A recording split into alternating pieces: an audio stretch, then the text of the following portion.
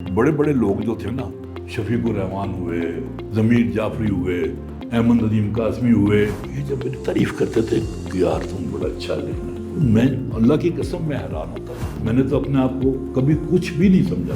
एक मजलिस नमूद उर्दू मैंने बनाई, उसका भी मैं जनरल सेक्रेटरी बन गया। जो मैंने मजलिस नमूद उर्दू बनाई थी ना, उसको वो सारे लोग मजलिस नमरूद उर्दू कहते थे। एक दिन एक ग्राहक आया, उन्होंने कहा ये बिस्कुट का क्या रेट है? जो भी था मैंने बता दिया। कहते हैं झूठ बोल रहे हो, तुम्हें शर्म नहीं आती? मैं तो यहाँ आता तो तुम्हारा वो मुलाजम उस वक्त नहीं था जो बैठता था वहाँ, उसने तो ये रेट बताया था। मैं आइंदा कभी इधर का रुख नहीं कर, मैं वो छाड़ के उतरा था लेकर, और उसकी मैंने पिटाई की टिका के। मैंने कहा तुम तो कहते हो ना कि इधर का रुख नहीं, आइंदा तुम रुख करके देखना इधर का, मैं तुम्हारे साथ क्या करता हूँ। तो अच्छा सर, हमारी दरख्वास्त है कि लास्ट टाइम जैसे बड़ी शानदार नशिस्त हुई और बड़ी सर बातें रह गई सर, बड़ी यादें रह गई सर। मुझे ख्याल आया सर कि बचपन के अयाम में बेशुमार ऐसी चीज़ें होंगी सर जो याददाश्त की भी वजह से वो चीज़ें भी बहुत ज़्यादा, बातें भी बहुत ज़्यादा होंगी सर। तो सर कहीं से मेरा दोबारा सर हमें शुरू करना चाहिए। हाँ। बिलखुसूस सर उस टाइम पे इंटरटेनमेंट का कॉन्सेप्ट बस बिल्कुल देख लें, आपने सही बात की है। उस ज़माने में बिजली थी नहीं वज़ीराबाद में, बिल्कुल। और हम लोग, वो लालटेन होती थी, और जब एक कमरे से दूसरे कमरे की तरफ जाना होता था ना, तो लालटेन हाथ में जाते थे। अच्छा, लालटेन से वो साया लंबा हो जाता था, वो डर लगता था कि साथ कौन आ रहा है।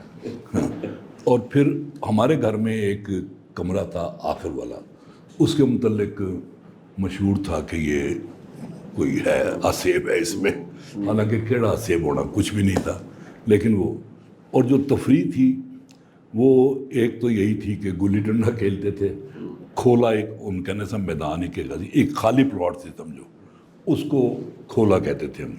तो सारे बच्चे जो हैं वहाँ हम गुल्ली डंडा खेलते थे, या फिर वो खेलते थे वो खुती को उर्दू में क्या कहेंगे, जो खुती में बेंटे फेंकते थे, तो और फिर उसको जो बनाते थे नींद में, हाँ ज़मीन में एक बना के ना, हाँ, तो फिर वो बेंटे उसमें फेंकते थे, तो फिर उसको निशाना भी लगा के उसको उसमें फेंकना होता था खुती में।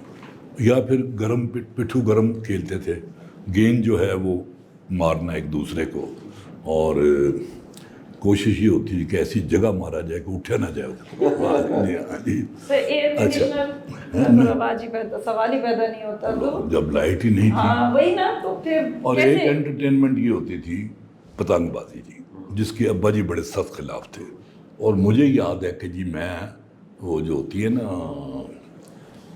सीढ़ियाँ जब ख़त्म होती हैं तो उसको क्या कहेंगे, ऊपर बिल्कुल वहाँ मैं खड़े होके ना जी तो पतंग उड़ाया करता था। और पतंग इसलिए वहाँ खड़े होके उड़ाता था कि डोर तो मेरे पास होती नहीं थी, वही जो पतंगें लूटी होती थी ना जी, उनके टोठे जोड़ के गांठ लगा के उसकी हमने इतनी सी बनाई होती थी।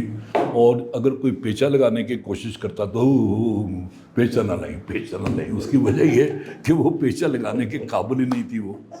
अच्छा, ये होती थी। या फिर हम लोग चले जाते थे वहाँ मौलाना ज़फ़र अली खां के घर जो था वहाँ पे, और मज़ार भी था ज़ाहिर है, वहाँ बेरियाँ लगी हुई थी, तो वो बेर तोड़ के तुम वहाँ वो खाते थे।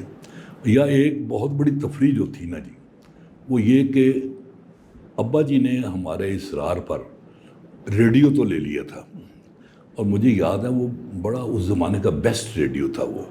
अब्बा जी कहते थे कि इसमें वो सुनना है तलावत और ये और वो सारा कुछ, गाना लगाने का सवाल ही पैदा नहीं होता था। अच्छा, जब गर्मियों में हम छत पर सोते थे ना जी, तो जो साथ वाली छत थी ना, उन्होंने रेडियो सैलून लगाया होता था, कमाल के गाने वहाँ से होते थे, और हम आराम से सुनते रहते। और जिस दिन वो स्टेशन बदलता वो कोई और, तो हम कहते यार ये उसको कोई राब्ता नहीं था, वरना मुझसे कहते कि फॉर गॉड से ये लगाए रखो ये। अच्छा, और एक बात जो है ना मुझे नहीं कभी भूलती, वो पता नहीं क्या अजीब व गरीब बात है कि सुबह सुबह जब मेरी आँख खुलती थी ना जी, तुसी दसोगे शाह जी, तो मुझे लगता मेरे सर पर से ना कोई परिंदा फड़फड़ाता हुआ गुजरता था। میں نے ہر دفعہ کوشش کی اسے دیکھنے کی، لیکن میں دیکھ نہیں سکا جی، وہ پتہ نہیں کون سا پرندہ تھا، کیا تھا۔ اچھا خیر، بچپن ہی کی جو باتیں ہیں وہ، لیکن میں پھر یہاں سے وزیر آباد سے، ہاں چلیں وزیر آباد تک رہتے ہیں ابھی، ابا جی کبھی کبھار نا ایک بس کرائے پہ لیتے تھے، اس میں ہماری پوری فیملی، یعنی میری اپنی فیملی اور ساتھ میرے کزنز جو تھے وہ بھی وہی تھے، بھر کے وہ لے کے جاتے تھے دریائے چناب پہ۔ چناب وہاں بالکل قریب ہی تھا وہ، اور وہاں مجھے ابھی تک یاد ہے کہ ابا جی اپنی کمر پہ بٹھا کے نا مجھے کبھی، اور کبھی میری جو چھوٹی بہن ہے راشدہ، کمر میں بٹھا کے تو تیرتے ہوئے دور چلے جاتے تھے، اور ماشاءاللہ کیا ان کا، یعنی پوری ایک کثرتی بدن تھا ان کا، اور انتہائی خوبصورت آنکھیں ان کی، اور سرخ و سفید چہرہ، اور یہ ایک ہو جاتی تھی کبھی کبھی تفریح، یا ہم کبھی گھر والوں سے چھپ چھپا کے نالا پلکھو کہلاتا وہاں ایک، جس کے متعلق کہا جاتا تھا کہ یہ ہر سال ایک جان لیتا ہے، وہاں ہم نہانے کے لیے چلے جاتے تھے نالا پلکھو پہ۔ اور اس کے علاوہ بس مین جو میری تفریح تھی نا جی، وہ یا تو وہ کھولے میں ہوتی تھی یا پتنگ اڑانا، جس کی ہمیں ساری عمر اجازت نہیں ملی۔ اس کے بعد پھر ماڈل ٹاؤن آ کے تو بہت سارے شوق پورے کیے۔ عجیب و غریب کمال کی شخصیت تھی، عالم دین بہت بڑے، اور انہوں نے پورا انڈیا جو تھا وہاں وہ گئے ہیں تبلیغ کے لیے، واعظ کے لیے وہاں گئے ہیں۔ اور ایک بات مجھے یاد ہے، وہ کہتے ہیں پتہ نہیں کون سا کوئی دور دراز علاقہ تھا، وہاں میں پہنچا تو میں نے کہا مجھے نہانا ہے، تو انہوں نے 2 بالٹیاں بھر کے دے دیں، اور میں نے خوب نہایا۔ نہانے کے بعد مجھے پتہ چلا کہ یہ تو تھوڑا سا پانی لانے کے لیے ان کو بڑا دور دراز کا سفر اختیار کرنا پڑتا ہے۔ تو کہتے ہیں مجھے سخت افسوس ہوا کہ میں نے ان کو تکلیف دی۔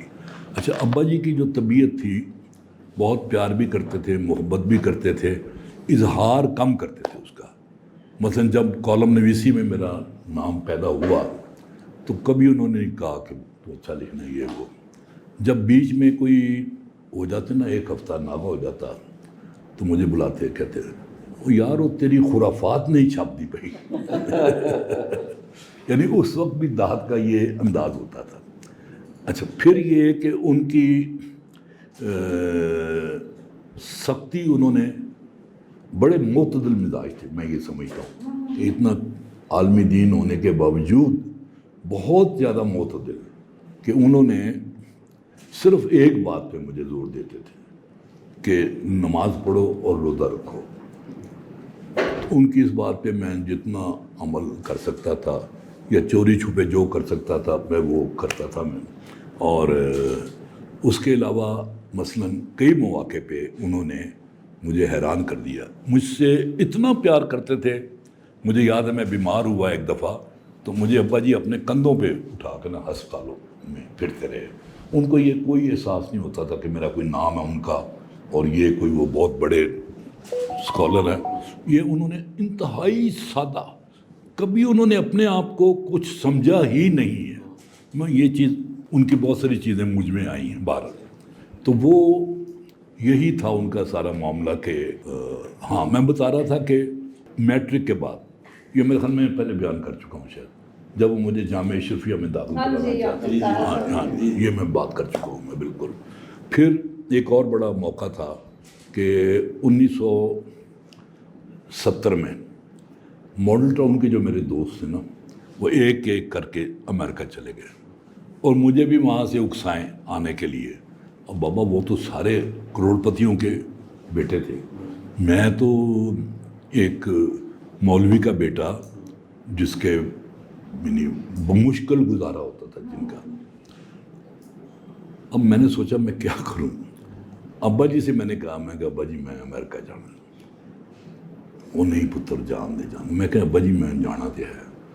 تو ایک دم راضی ہو کے میں تو حیران ہوں کہ انہوں نے میری جدائی برداشت کیسے کی ہوگی، اتنی زیادہ میں حیران۔ پھر میرے پاس ایک 50 cc ہونڈا، جس کو پھٹ پھٹی کہنا چاہیے، وہ تھی، وہ میں نے 1500 روپے میں بیچی میں نے، اور کچھ پیسے بھائی جان سے میں نے لیے، وہ ٹوٹل بنے 6000 روپے۔ اور اس زمانے میں 10 روپے کا ڈالر تھا، صحیح 10 روپے کا ڈالر. اور ویزا ایسے لگا کہ میرے خیال میں یہ جو ہے نا یہ کیا جہاں وہاں پہلے ہوتا تھا نہر کے کنارے امریکن کا ہوتا تھا، یہ ویزا وہاں سے لگتا تھا.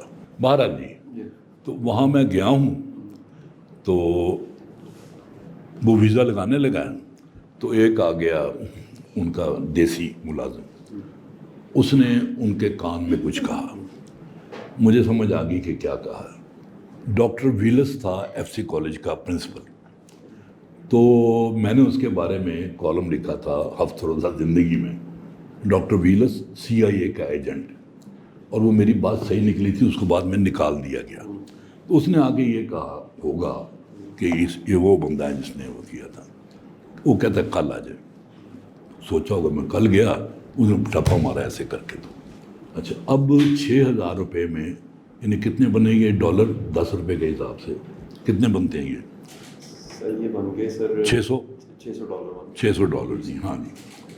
پھر یہاں سے میں نے لاہور سے بس لی اور پشاور پہنچا. میں پشاور سے پھر PIA کی فلائٹ لی کابل کے لیے، اور وہاں سے پھر کابل سے آگے سارا سفر جو تھا وہ لفٹ لے کے یا ٹرین میں یا جو بھی یورپ پہنچا. میں یورپ سے پھر میں نے سب سے سستی ایک ایئر لائن تھی آئس لینڈک، جو آئس لینڈ کی تھی وہ. تو اور اس میں اس طرح کی تھی کہ جیسے دور دراز جانے والی لاریاں نہیں ہوتی کہ پرے گئے تھی چیر چلا گئے. اور پھر مجھے تو یہ بھی خیال تھا کہ شاید جب یہ چلنے سے پہلے یہ ہاتھ بھی مارے گا اس پہ اور کہے گا چلو. تو اس کے پہ بیٹھ گیا میں اور یہی ڈرتا رہا کہ اللہ جانے. خیر اس نے نیو یارک مجھے پہنچا دیا جی. پھر وہاں میں 2 سال رہ کے تو چھوڑ کے آیا. اور مجھے یاد ہے کہ ابا جی کو بتائے بغیر اچھا وہاں جو کمایا تھا وہ کھا پی لیا سارا کچھ. واپسی پر میری جیب میں تھوڑے سے پیسے معمولی سے، تو شاید $50 ہوں گے یا شاید وہ بھی نہیں. اچھا میں نے اطلاع دیے بغیر کہ میں نے کہا میں بتاؤں گا نہیں ان کو. میں وہاں پہنچا، شام کا وقت تھا، تو میں نے بیل دی تو ابا جی باہر نکلے. مجھے دیکھ کے ان کا چہرہ تمتما اٹھا. وہیں سے انہوں نے آواز لگائی، کڑیو عطاء الحق آ گیا جی. یہ مجھے آواز نہیں بھولتی آج تک. خیر اس کے بعد ہم پھر اپنے بچپن کی طرف آتے ہیں. سر آپ کے ابا جی ریجڈ نمازیں پڑھانے میں، قرآن پڑھانے میں بس آپ اس کو؟ پہ نہیں، قرآن تو انہوں نے مجھے خود ترجمے کے ساتھ 2 سپارے پڑھائے تھے. باقی قرآن تو میں نے وہ بچپن میں پڑھ لیا تھا. قاری رحیم صاحب ہوتے تھے وزیر آباد میں، وہ تو ان سے پڑھ لیا تھا میں. وہ آپ کو کرسچن دوست بھی تھا نا جو ایک دفعہ آپ کے گھر آیا تھا تو نماز پڑھنے ساتھ لے گئے تھے؟ وہ وہاں کی ماڈل ٹاؤن کی بات ہے. اچھا وہ ماڈل ٹاؤن کی وہ بات ہے. ماڈل ٹاؤن کی بات ہے. اچھا. اور وہ ابا جی نماز پہ زور دیتے تھے اور روزے پہ کہ یہ، اور اس پہ مجھے ڈانٹ بھی پڑتی تھی خاصی. اور لیکن باقی جو پھر کالج جب میں جانے لگا ہوں میں تو وہ وہاں تو پینشن جو تھی وہ تو کہنے اچھا چلو پہن لو، لیکن جو شرٹ ہے نا وہ باہر رکھنی ہے، یعنی شرٹ کو اندر نہیں رکھنا. پھر شرٹ بھی اندر چلی گئی اور سارا کچھ ہو گیا ٹھیک ٹھاک. میٹرک کس سال میں آپ نے کیا تھا؟ میٹرک 1958 یا 59 میں میرا خیال ہے. عطاء الحق قاسمی یہ آپ کا قدمی نام ہے یا وہی نام ہے جو آپ کے ابا جی نے نہیں، جو رکھا؟ اصل نام تھا میرا وہ تو تھا پیرزادہ محمد عطاء الحق قاسمی. شروع میں میں نے اسی نام سے اس میں لکھا ہفتہ روزہ شاپ جو مولانا کوثر نیازی کا تھا. بعد میں پھر میں نے عطاء الحق قاسمی کر دیا، اور ایک وقت آیا کہ میں نے صرف عطا قاسمی کر دیا میں نے. لیکن اب میں اپنا جو اصل نام ہے عطاء الحق قاسمی اس کے ساتھ لکھتا ہوں. تو انٹرمیڈیٹ کس کالج سے کیا آپ نے؟ انٹرمیڈیٹ جو تھا MA کالج سے میں نے کیا، اور MA کالج ہی سے میں نے BA تک پڑھا. اور MA میں نے اورینٹل کالج سے کر کے لیکچرر بھی میں MA کالج ہی میں لگا. اور میری ساری سروس سمجھے 25 سال وہ MA کالج کی تھی. اور MA کالج کی ریپوٹیشن کا یہ حال تھا کہ وہاں بڑے عظیم گنڈے پیدا کیے اس نے کالج نے، جو پولیس مقابلے میں مارے گئے. वाकई उनमें कोई आपका स्टूडेंट तो नहीं था?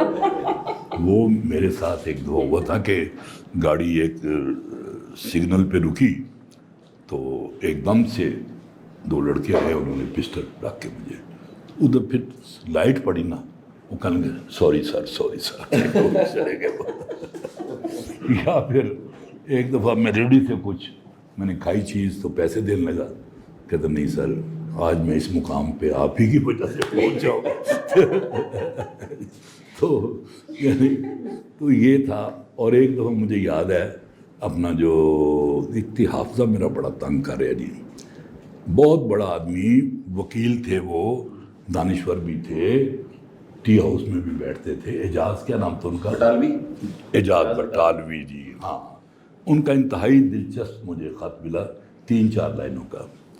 मोहतरम कासमी साहब, एक लड़के के यहाँ हामिल रुका हाजा का ख्याल है कि इंसान को तालीम ज़रूर हासिल करनी चाहिए, खा इसके लिए एमओ कॉलेज ही क्यों न जाना पड़े। ये सब शामिल किया हुआ है हमने उसमें। अच्छा, एमओ कॉलेज की ज़िंदगी में बाद में बताऊंगा, वो बड़ी मज़ेदार है। सर आपकी बहनों के साथ आपके कैसे रिलेशनशिप मैं थे? तो- आप कह रहे 5 अम्मियाँ, 5 बहनें, 5 माएँ थी। 6 बहनें। 6 बहनें। तो मैं तो उनका बड़ा लाडला था। वही मेरे सर में तेल भी लगाती, मुझे आंखों में सुरमा भी डालती और स्कूल भेजती मुझे तैयार करके। तो वो तो जाहिर है कि 6 बहनों के 2 भाई, एक भाई तो फिर चले गए थे वहाँ कराची, तो पहले लाहौर चले गए वज़ीराबाद से, लाहौर से फिर वो कराची चले गए थे। नाजे मेरे लाड प्यार में दिन ब दिन इजाफा होता रहा। अच्छा, मॉल टाउन की एक बात मुझे याद आती है, हमारे दोस्तों में अजीब तरह के मिजाज चलते थे। मसलन ये है कि अगर किसी ने कर्ज ले लिया ना किसी से जी। 10 रुपये या 20 रुपये, तो उसको हम कहते थे कि तू साढ़े बराबर नहीं चलेगा, पीछे पीछे चल, तू मकरूज है। इस वक्त हमारे मुल्क के साथ यही हो रहा है। और या फिर मुझे हर डिक्टेटर से नफरत रही है बहुत ज़्यादा। तो अयूब खान का जब मार्शल लॉ आया तो मैं उसको गालियाँ देता था। अच्छा, अब दोस्तों को तो बहाना चाहिए। अक्की ने ये कहा, अक्की यानी अकबर आलम उसका नाम, वो आजकल न्यूयॉर्क में है, तो उसने ये कहा कि जी हर वक्त गालियाँ देता रहता है, बल्कि हम भी गालियाँ देते रहते हैं मुख्तलिफ, और ये गाली देना गंदी बात है। अब हम में से जो भी गाली देगा उसको 5 मुक्के जो है वो मारे जाएंगे। अब मैं भी चुप कर गया, वो भी चुप कर गए, बिल्कुल समझ आए कि गाली करिए, गाली के बगैर हमारी बात नहीं होती थी। तो फिर उसने अकी ने कहा, यार है जड़ा अयूब खां आ गया ना, मैं गाल कटी, उन्हें 5 मुक्के रख के खिंच के मारे जी उसने 5 मुक्के। और फिर वो थोड़े थोड़े वक्फे के बाद जान के अयूब खां का जिक्र करते, यानी मेरा तो मार मार के उन्होंने बुरकस निकाल दिया। या फिर मालिक दोस्त था जिसने हम सबको बुलाया था अमेरिका में, वो भी बड़ा ही अजीब व गरीब वाक़या, मैं आपको उसका बताता हूँ। अक्की के घर में छोटा सा स्विमिंग पूल भी था, तो हम वहाँ नहाते थे। तो एक दिन नहाने के दौरान पता नहीं किसके ज़हन में ये बात आई, उसे, क्योंकि मालिक था बड़ा शोखा, वो हर चीज़ कर सकता था। तो किसी ने कहा, मालिक अगर तुम ये जो अंडरवियर पहना हुआ है ये उतार के उस कोठी के ना एक इधर था उसका दरवाज़ा, फिर एक घूम के फिर इधर आता था, और घूम के आता था, उधर दुकानें भी बनी हुई थी, ये एक चक्कर लगाओ, एक दरवाजे से निकलो और दूसरे दरवाजे से दाखिल हो जाओ, 10 रुपये जी। गर्मियों के दिन थे, शिकल दोपहर, तो वो आराम से निकला बाहर। अब खो के सामने से, दुकानों के सामने से वो गुजरा है, आगे सामने से एक बेचारा कोई परेशान हाल देहाती आ रहा था, उसके करीब जाके कहते, भाई जी माचिस होएगी टाटे को। वो चीख मार के भागे, उसने कहा ये इस दोपहर में ये कोई जिन भूत है कोई हो। उसके बाद आराम से आया, दूसरे दरवाजे से अंदर दाखिल हो गया। मेरे ख्याल में मैं शायद उस वक्त 15 साल का हूँ मैं, 15, और मालिक भी 15 और 20 के अव्वल 15 ही मेरे ख्याल में, हाँ, इससे ज़्यादा उम्र नहीं थी। तो फिर ये मालिक जो था, ये अब रात को मैं दोस्तों के साथ फिरता रहता था, बहुत लेट आना घर, تو سب سوئے ہوتے تھے گھر والے، اور سین میں سوئے ہوتے تھے گرمیوں میں. اس نے کیا کرنا، مجھے وہ گھوڑی بن کے نا تو اپنے کمر پہ سوار کر کے دیوار تک لے کے جانا، وہاں سے میں نے چھلانگ لگانی تھی اندر.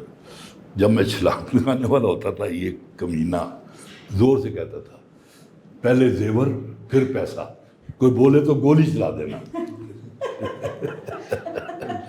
اور اس کے ساتھ ہی میرے دھماکے کی آواز آتی تھی. وہ تو شکر ہے کہ کوئی کسی نے اس آواز پر کان نہیں دھرا. تو بہرحال یہ دن تھے عجیب و غریب. جی سر کیسی شرارتیں دوستوں کے ساتھ یا گھر میں؟ بڑی پٹھیاں شرارتیں ہوندیاں سن. مثلاً یہ کہ ایک دفعہ میں نے، بڑی غلط بات ہے ویسے تو، وہ روزوں کے دن تھے، نمازی جو آتے تھے تراویح پڑھنے کے لیے، تو میں نے اندھیرے میں بیٹھ کے نا اور چادر لپیٹ کے ساری، اور ٹھوڑی کے نیچے وہ ٹارچ جلا کے، آپ کو اندازہ نہیں کہ کتنی خوفناک شکل بنتی ہے. وہاں میں بیٹھ گیا، نمازی چیخا مار کے نس گئے ہوتے. اچھا جی، 3-4 دن کے بعد فیل ہوا کہ نمازی نہیں آ رہے تو پھر ہم نے وہ فضول حرکت جو تھی وہ بند کر دی ہم نے. جی اور بھی شرارتیں تو ہے بہت کی ہیں ہم نے، وہ یاد بھی نہیں ہیں وقت کے ساتھ ساتھ، لیکن یہ ہے کہ ہنستے کھیلتے عمر گزری ہے. یعنی کبھی ایسا نہیں ہوا کہ گھر کا میرا سخت ماحول، اتنا بھی سخت نہیں لیکن کچھ چیزوں کے معاملے میں تھا. اور باہر کے جو میرے دوست تھے، کبھی مجھے احساس کمتری نہیں پیدا ہوا کہ یار یہ اتنے امیر لوگ ہیں سارے اور میرے پاس تو کچھ بھی نہیں ہے. بلکہ میرا پتہ نہیں کیسے اپر ہینڈ رہا ان پہ. آئی ڈونٹ نو کیسے، یہ مجھے نہیں پتا. شاید میری قناعت، کبھی کھانا بھی کھا رہے ہوتے تھے تو میں کہتا تھا یار میں کھا کے آؤں گا، اس طرح کی باتیں. اور پھر مجھے فخر تھا اپنے خاندان کے علمی، اور ایک نسل سے نہیں 800 سالوں سے ہمارا خاندان جو تھا کشمیر میں وہ رشد و ہدایت کا مرکز رہا. اور بہت بڑے بڑے لوگ میرے خاندان کے شاگرد رہے، جن میں ایک ملا، نام بھول گیا ہوں، دیکھو بہت بڑا نام ہے وہ، ملا اس کے نام سے پہلے آتا ہے. وہ شاگرد تھے ہمارے خاندان کے. اور ماضی قریب میں سید عطا اللہ شاہ بخاری، یہ میرے دادا جی کے شاگرد تھے. اور جامعہ اشرفیہ کے بانی مفتی محمد حسن، یہ بھی میرے دادا جی کے شاگرد تھے. اس کے علاوہ اور سینکڑوں علماء جو تھے پورے پاکستان اور انڈیا میں پھیلے ہوئے، وہ ہمارے دادا جی سے پڑھے تھے وہ. اور لیکن بہرحال یہ تھا ایک جس پر مجھے فخر تھا، اور مجھے یہ میرے اندر احساس کمتری پیدا نہیں ہونے دیتا تھا بالکل. تو سر آپ کے جو بڑے بھائی تھے وہ بھی والد صاحب کی ان ہدایات کے مطابق دین سے دور ہی رہے، یا وہ اس پر انہیں کے چلے نقش قدم پر؟ نہیں، وہ نہیں چلے بالکل. اور اچھا میں دین سے دور نہیں رہا، یہ میں آپ کو نہیں وہ جو ان کا اپنا ٹریک تھا اس کی بات کہہ رہی ہوں. ہاں وہ بالکل ہی سمجھے میری طرح ہی تھے وہ بھی نا. اور پہلے وہ یعنی وزیر آباد میں تھے تو ان کی نوکری ہو گئی ادھر، جہاں اب وہ ہے نا دفتر ہوتا تھا جہاں امروز کا، وہاں وابڈا کا ہوتا تھا دفتر. تو بھائی جان وہاں لاہور میں رہتے تھے وہ، چنانچہ وہ تو بالکل ہی اور طرح کا ہو گیا نا ان کا معاملہ. پھر لاہور سے میرے ایک بہنوئی حیدرآباد چلے گئے تھے، انہوں نے کوئی کاروبار شروع کیا تھا، انہوں نے کہا کہ تم آ جاؤ میرے پاس، وہ وہاں چلے گئے. بلکہ اس حوالے سے مجھے ایک واقعہ یاد آ گیا. پہلے تو بھائی جان نے ان کے ساتھ مل کے کام کیا، پھر انہوں نے اپنا ایک سٹور کھولا، انہوں نے جنرل سٹور، اور وہ بہت چلا. اور صرف سٹور نہیں چلا بلکہ حیدرآباد دکن کے جو سیاسی، ادبی، علمی جو لوگ ہوتے تھے وہ شام کو وہاں آتے تھے اور گپ شپ لگاتے تھے. اس دوران بھائی جان نے ایک بیکری بھی کھول لی.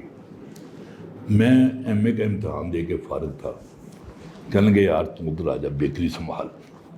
میں کہا اچھا جی. میں نے کہا چلو چلتے ہیں. میں چلا گیا. اب اندازہ لگاؤ کہ میں بیکری پہ بیٹھا ہوا ہوں، اور میں نے یہ دھیان رکھنا ہے کہ جو کاریگر ہے نا وہ اپنا کام ختم کے لیے یا اپنے پیسوں میں اضافے کے لیے وہ یہ کرتے ہیں کہ سارا مال بٹی میں جلا دیتے ہیں. تو وہ میں نے یہ بھی دھیان رکھنا ہوتا تھا. پھر میں کتابیں پڑھتا رہتا تھا دکان پہ بیٹھ کے. اور ایک دن ایک گاہک آیا, انہوں نے کہا یہ بسکٹ کا کیا ریٹ ہے؟ جو بھی تھا میں نے بتا دیا. کہتا ہے جھوٹ بولتے ہو, تمہیں شرم نہیں آتی؟ میں تو یہاں آتا تو تمہارا وہ ملازم اس وقت نہیں تھا جو بیٹھتا تھا وہاں, اس نے تو یہ ریٹ بتایا تھا. میں آئندہ کبھی ادھر کا رخ نہیں کروں گا. میں وہ چھڑ کے اتریا تھلے اور اس کی میں نے پٹائی کی ٹکا کے. میں نے کہا تم تو کہتے ہو نا کہ ادھر کا رخ نہیں, آئندہ تم رخ کر کے دیکھنا ادھر کا, میں تمہارے ساتھ کیا کرتا ہوں. تو بھائی جان کہنے لگے یار. میں کہا جی بس یہ تو پھر ایسے ہی ہوگا. پھر کچھ عرصے کے بعد میں پھر چھوڑ کے آ گیا تھا. ہاں گائے والی میں بات آپ کو ہاں وہ لڑکی صاحب کہ جب میں ماڈل ٹاؤن میں تھا تو ہمارے پاس ایک بھینس بھی تھی, اور اس کے فرائض منصبی جو تھے وہ میرے ذمے تھے سارے. اس کو چھپڑ پہ جا کے نہانا, اس کے لیے چارے کا بندوبست کرنا اور سارا کچھ. اس کے علاوہ ایک دن مجھے یہ بھی ڈیوٹی دی گئی کہ یہ ساتھ ایک گاؤں ہے وہاں جاؤ اس کو لے کے. میں نے کہا جی کس لیے؟ کہنے لگے افزائش نسل کے لیے. چنانچہ میں لے گیا اور وہاں جب افزائش نسل کا کام اوور ہوا تو میں آوازاں مبارک ہوئے قاسمی صاحب مبارک ہوئے. تو خیر جی یہ بھی کم ہوا ہے اتنے. اور پھر مجھے یاد ہے ایک تھا کوڑ لکھپت سے آتا تھا نبینا, اور گھوڑے پہ ہوتا تھا, وہ لے کے آتا تھا پتہ نہیں ہمارے لیے چاول لاتا تھا, اب مجھے یاد نہیں ہے. اور دوڑاتا ہوا مجال ہے, کبھی وہ اس کو کچھ اندھا آدمی, مکمل طور پہ اندھا. ہاں جی. تو ایک دن مجھے کہتا ہے بیٹھنا گھوڑے پہ. میں نے کہا جی بیٹھ جاتا ہوں میں. اچھا وہ اندھا تھا, وہ ٹھیک ٹھاک, میں آنکھوں والا, اور 2-3 پلٹیاں کھا کے میں نیچے گر گیا. وہ پھر میں نے نہ فرمائش کی نہ اس نے مجھے کبھی آفر کی. چھپڑ کہاں پہ ہوتا تھا؟ چھپڑ کہاں پہ ہوتا تھا؟ وہ تو کیوں ماڈل ٹاؤن تو اس زمانے سے غسینا بالکل غیر آباد نے ارد گرد جڑے تھا نا کچھ بلاک اور اگے اتوں. بلکہ میں نے یاد ہے ایک دفعہ ایک جہاز کلیش ہوا ہمارے سامنے, ادھر گھنا درخت جنگل تھا وہاں پہ. تو ہم بچے جو تھے دوڑتے ہوئے گئے وہاں تک. وہ کوٹ لکھپت کے قریب سی کی تھی وہ جگہ, اور ہم نے اپنی آنکھوں سے وہ دیکھا جلتا ہوا جہاز. اور بس وہ عجیب زندگی ہوتی ہے بچپن دی نا جی. اور اچھا سر, آپ کے امریکہ میں جو 2 سال گزرے, 2 سال میں آپ کی کیا مصروفیات تھی, شب و روز کیسے گزرے؟ ساری اندساں. اور اس وقت کا جو امریکہ ہے اس کے بارے میں سر ویسے بندہ چاہیے ساری. اچھا جی, پہلے تو میں آپ کو ایک بات بتاؤں. میرا ایک دوست تھا, بڑا ہینڈسم دوست ماڈل ٹاؤن کا, اور کھاتے پیتے گھرانے کا. اور یہاں بھی اس کی جو تھی نا سوشل لائف وہی جیسی اس طبقے کی ہوتی ہے, سوشل لائف, ڈانس وانس, یہ وہ سارا کچھ ہوتا تھا. وہ جب آیا نا امریکہ, ہمارے بعد آیا تھا آخر میں, تو ہم نے کہا ذرا اس کو کسی کلب لے جاتے ہیں. وہاں جب سائیکڈیلک لائٹس اور ماحول اور میوزک اور یہ اور وہ, تو جب ختم ہو جب باہر نکلنے لگے کہنے لگا friends I am not Masood any more, call me Mike. یہ آج تک وہ چھیڑ پائی ہے سی انہوں میک کہنا. ہاں جی اچھا. تو خیر جی وہاں پہ یہ تھا کہ شروع میں تو ظاہر ہے کہ مجھے بڑا پرابلم ہوتا تھا, لیکن پھر آہستہ آہستہ یعنی جب مجھے, ہاں پہلے میں جاب کا بتاؤں, وہاں جا کے ظاہر ہے پیٹ بھرنے کے لیے کچھ تو کرنا ہی تھا. یعنی اندازہ لگائیں وہاں کا بھی مجھے اندازہ ہو گیا کہ ہر چیز ٹھیک نہیں ہے. مجھے میرے دوست نے بتایا کہ جو سینٹ لوئس ہاسپٹل ہے وہاں ٹیکنیشین کی جاب خالی ہے. تو میں وہاں دیا. اب جو میرا انٹرویو ہوا, جس عورت نے لیا انٹرویو, وہ یہ تھا واٹس یور نیم. میں کیا عطاء الحق قاسمی. کوالیفیکیشن میں نے کہا master degree. Okay come and join tomorrow. اب اندازہ لگائیں کام کیا تھا کہ وہاں سینٹ لوئس کا کالوں کا علاقہ تھا وہاں پہ, اور وہاں سے ہر گھنٹے کے بعد کوئی زخمی ہو کے آتا تھا اور خون میچ کر کے اس کو لگانا ہوتا تھا. اب ایک دفعہ اگر غلط کر دیتا میں تو وہ تو بندہ نے مر جانا چاہیے. یعنی اتنی اہم جگہ پہ ایک بالکل اناڑی بندے کو انہوں نے لگا دیا. وہ تو شکر ہے میرا طارق دوست تھا, وہ بھی وہیں تھا, وہ مجھے بتاتا رہتا تھا. بالکل. اچھا, وہاں کی اب ایک مجھے بات ہے کہ وہاں نا پیسے نہیں ملتے تھے. ہاں, ہفتے میں ہفتہ اتوار 2 دن کام کرنا ہوتا تھا, اور جگہ مہیا کرتے تھے رہنے کے لیے, اور ناشتہ, دوپہر کی روٹی, کھانے کی روٹی. اس وقت میری ضرورت یہی تھی. ہاں, چنانچہ اب وہاں میں کام شروع کر دیا. طارق میری ہیلپ کر دیتا تھا. تو ایک دن میں اپنا کھانا لے کے نا جب میں آیا وہاں سے تو میں اپنی ٹیبل پہ رکھا, تو تھوڑی دیر بعد نا ایک بہت خوبصورت امریکن لڑکی, لیکن وہ امریکن ہونے کے باوجود اس کے سارے جو نئے نقش تھے نا جی, بالکل ہماری لڑکیوں جیسے. اور میں بڑا سک تھا, فیل کر رہا تھا میں بڑا ہوم کو اپنے, اور وہاں کے چہروں کو, سب کچھ. کالی آنکھیں اس کی, اور بلکہ بال بھی اس کے جو تھے وہ کالے ہی تھے باہر. تو وہ آ کے بیٹھ گئی, تو اس سے گپ شپ شروع ہوئی, اور گپ شپ کے دوران نا ہم کافی ایک دوسرے کے نا قریب آتے محسوس ہوئے. پھر ایک دن اس نے مجھے شادی کی آفر کی. تو شادی تو کرنے کا سوال ہی پیدا نہیں ہوتا تھا, کیونکہ میں نے تو اپنی بہنوں سے یہ وعدہ کیا ہوا تھا کہ میں ٹھیک ہے جاتا رہوں, وہاں شادی نہیں کروں گا. چنانچہ میں نے شادی بالکل نہیں کی وہاں پہ, اور میں نے یہ بھی میری خواہش تھی کہ میں مروں بھی تو اپنے وطن میں مروں, اور وطن میں بھی ماڈل ٹاؤن کے قبرستان میں, جہاں سے درود و سلام کی آوازیں سنائی دیتی ہیں. چنانچہ میں وہاں سے خیر آ گیا. اچھا, اس کے بعد پھر میں نے ایک جاب مجھے ملی, بڑی ہنسی آتی ہے مجھے کہ میں نے زندگی میں کیا کیا کام کیے ہیں. ایک فیکٹری میں بھی کام کیا میں نے, اور کم ہے گا سی جے اینے وڈے وڈے ہوندے سی وہ انڈے ہوندے چوندے سن جی, وہ اٹھا کے تو مشین پہ رکھنے ہیں, وہ پھر مشین آگے جا کے وہ زردی علیحدہ کرتی تھی. اب 8 گھنٹے کی ڈیوٹی, یہ 8 گھنٹے کرنا اس طرح کرنا. تو بیچ میں جو وقفہ آتا تھا کھانے کا, وہ پتہ ہی نہیں چلتا تھا کہ وہ کہاں گیا. اور رات کو پھر جب ہم واپس آتے تھے تو گاڑی چلا کے, ایک دو دفعہ میں نے فیل کیا کہ میری آنکھیں بند ہوئی ہیں نیند سے, تو پھر میں احتیاط کرتا تھا, میں کنارے پہ گاڑی لگا دیتا تھا میں. اور وہاں اللہ معافی, ایک میں اس وقت تھا 25 سال کا عمر شاید, مجھے اب یاد نہیں ہے. تو وہاں ایک کام کرتی تھی کالی, کوئی 50s میں ہوگی وہ, اور موٹی اور یہ وہ. تو وہ ایک دن میرے پاس آئی, اور اس نے نا ایک الٹی سیدھے باتیں اس نے شروع کر دی. تو میں نے ظاہر اس کی توجہ نہیں دی اس کی بالکل. تو پھر کہنے لگی, اگلے دن اس نے جیب سے بٹوا نکالا, دیکھو میرے پاس کتنے پیسے ہیں. میں کیا ہوں گے, میں کیا کروں. اچھا, اس کے بعد پھر اگلے دن کہنے لگی تم میرے گھر آؤ, میری بیٹی بڑی خوبصورت ہے. میں کہا ہو گئی, میں کیا کروں. تو یہ اس طرح کی بھی ابتلائیں جو ہے نا وہاں آئیں بہت ساری. لیکن یہ تو وہ قصے ہیں نا جن میں میں اپنی شرافت کے ثبوت دے رہا ہوں. تو دوسرے قصے بھی سنیں گے ہم. ابھی میں ذرا واپس آپ کو تھوڑا سا کالج کے زمانے میں لے کے جانا چاہ رہی ہوں. چلے. انٹرمیڈیٹ جب کیا تو آپ نے کون سے مضامین رکھے, کالج, اساتذہ؟ دیکھو جی سچی کالج بھی سچی بات آپ کو بتاؤں جی, میں انتہائی نالائق اسٹوڈنٹ تھا.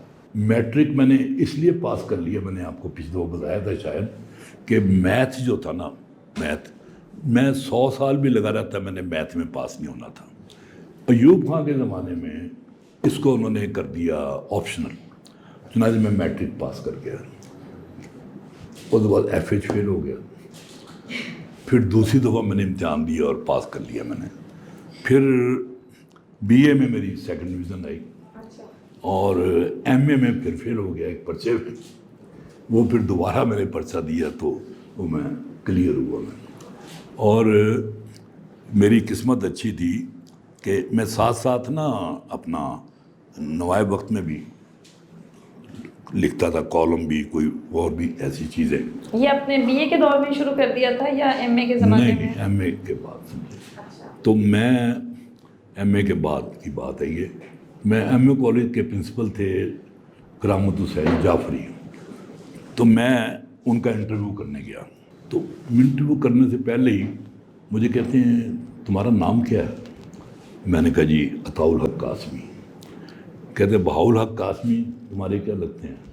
میں نے کہا جی میرے والد صاحب ہیں۔ وہ کہتے چھڈ یار انٹرویو جفی پا من، وہ میرے کولیگ رہے نے ایم اے کالج امرتسر دے وچ۔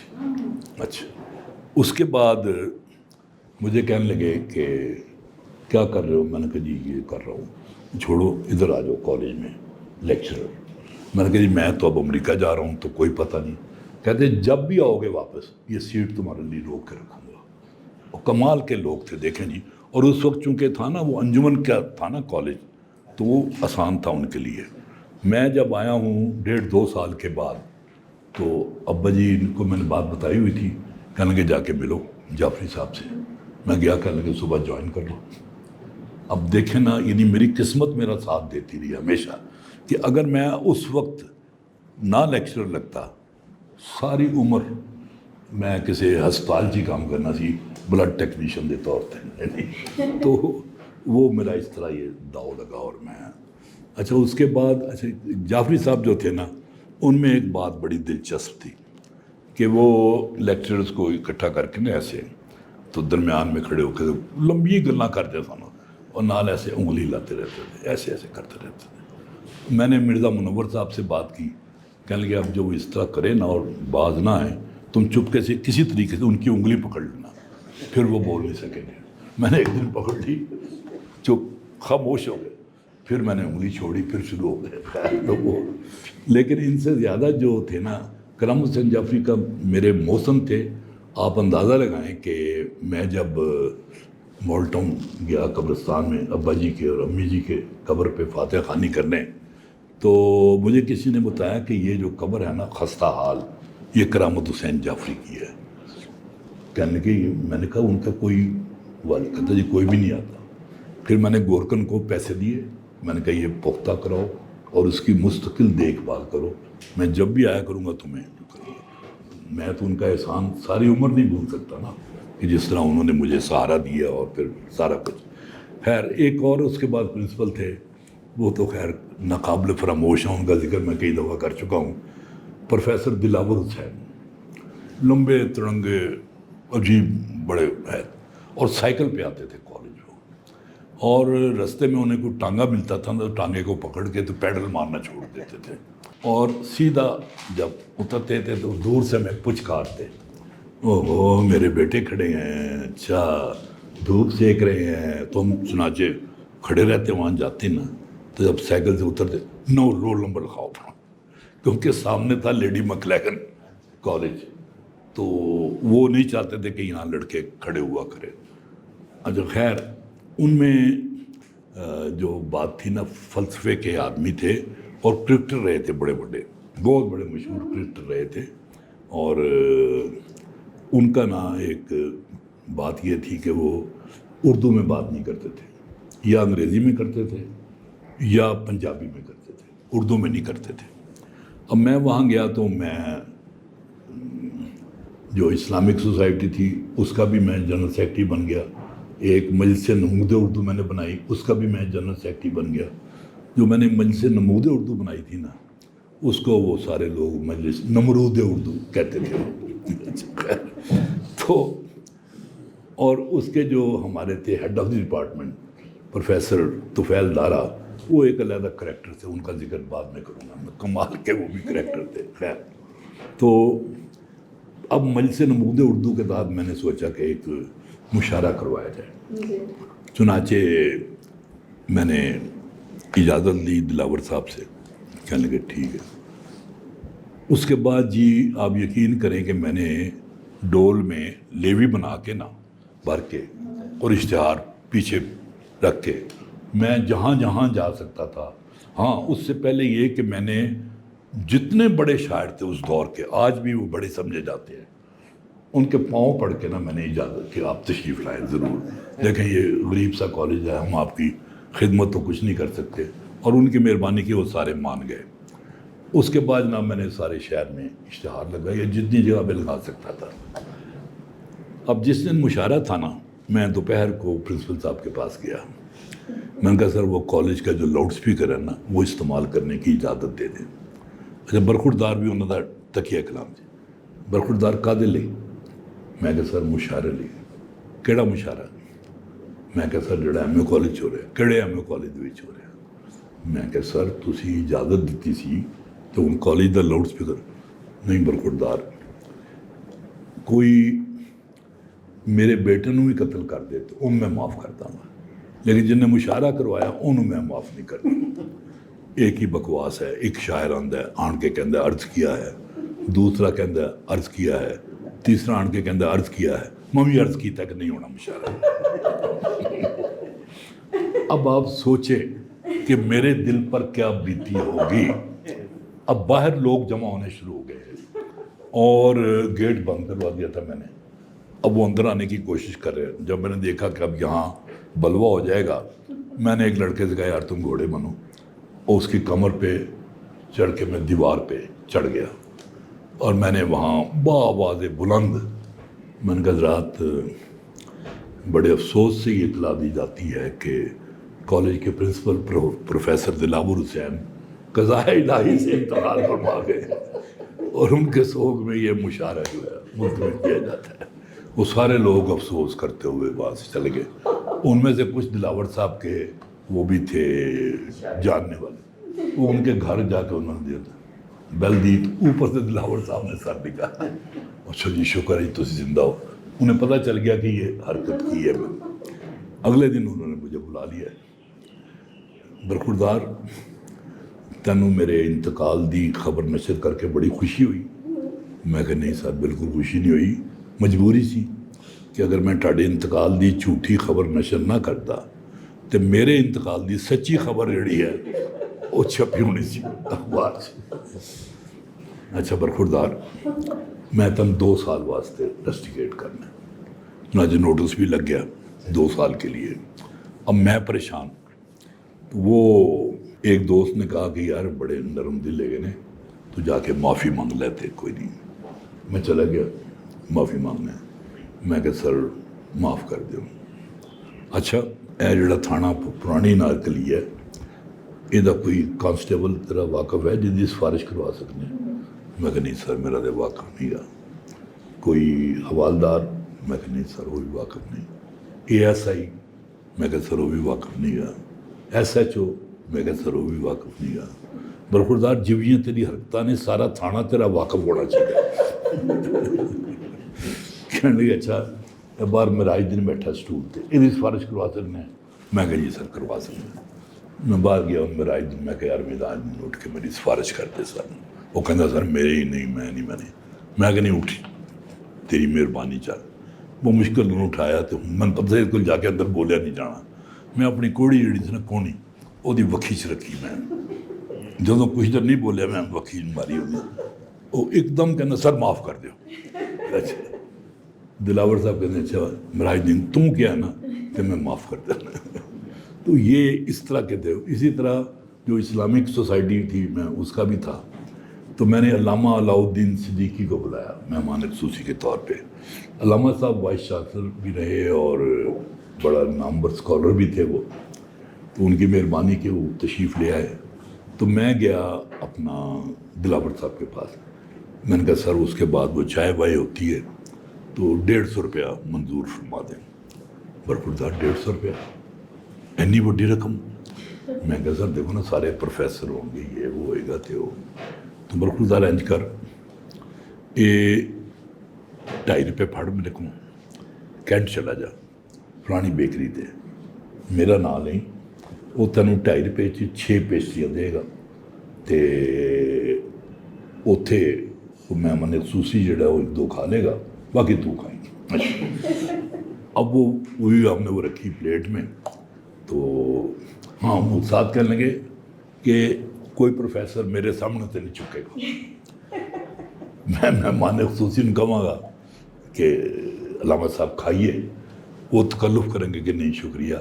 میں کہوں گا علامہ صاحب ایک تو کھائیے, تو ایک کھان کے باقی برخوردار تو کھا لے. یہ بڑے مزے کے آدمی تھے. ایک دفعہ اس زمانے میں یہ بھی تھا کہ ایوب خان کا زمانہ تھا, وہ انہوں نے کہا ہوتا کہ جو اسٹوڈنٹ ہیں وہ صفائی بھی کریں, گھاس کو دیں, یہ وہ سارا کچھ. تو اب میں نا, یہ اسی دن کی بات ہے جس دن یہ تقریب تھی, تو میں اس انتظامات میں مصروف تھا. مجھے کہنے لگے تو کی کر رہے تھے؟ میں کہ سر ایک کھرپا پھاڑ تو چل جا کے کہا صاف کر.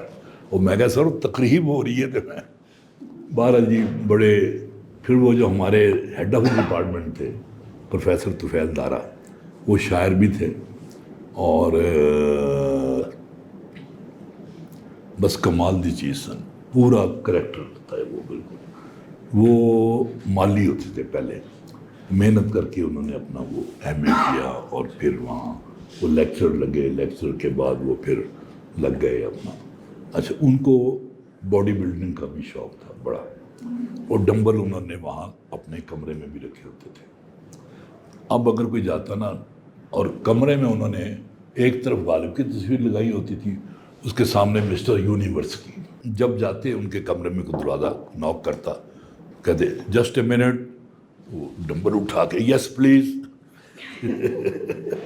کی طرح رو پڑے اگلے میں. تو ایک دن میں تھا یا کسی اور نے کہا پتہ نہیں, غالب کی تصویر کی طرف اشارہ کر کے کہنے گئے اے غالبہ نہ تو آیا میرے زمانے چ, اور تیرے ہاتھ پہ دے تے تن پتہ لگتا شاعری کی چیز.